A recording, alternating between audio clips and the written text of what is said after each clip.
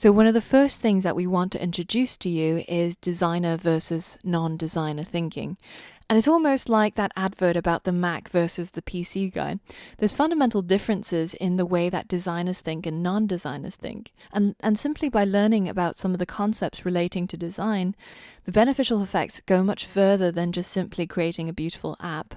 So what do I mean by designer versus non-designer thinking? Let's look at colors, for example. So way back in primary school, we learned about the 7 colors of the rainbow. And a lot of us go around thinking that there are, in fact, only 7 colors in the rainbow. It's either red or it's orange or it's yellow. But actually, to a designer, each of these different shades have a different mood associated with it. And you would use them differently depending on the situation or the project.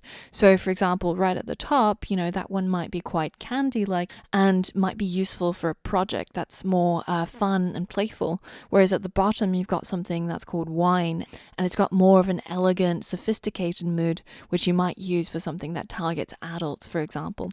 So one of the first modules that we're going to dive into is color theory. How do you combine different colors? How do you use different colors and in which situations? And the second arm that makes up the fundamentals of digital design is typography. So how to choose the appropriate type for your project, how to modify it to grab users' attention, or how to make different typefaces work well together to produce a harmonious design. So most non-designers will look at these typefaces and see regular, italic, and bold. And this knowledge we acquired through using word processing software such as Word. But actually it's so much more nuanced.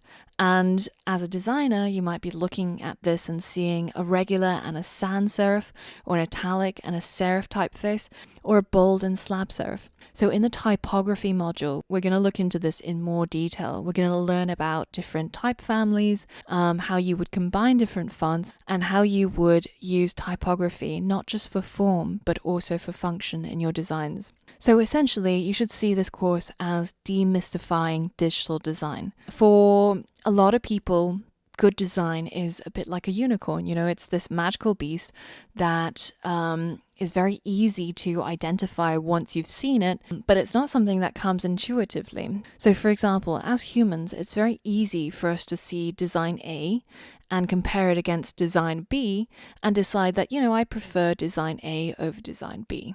But as a designer, it's your job to come up with design A and design B according to the specifications.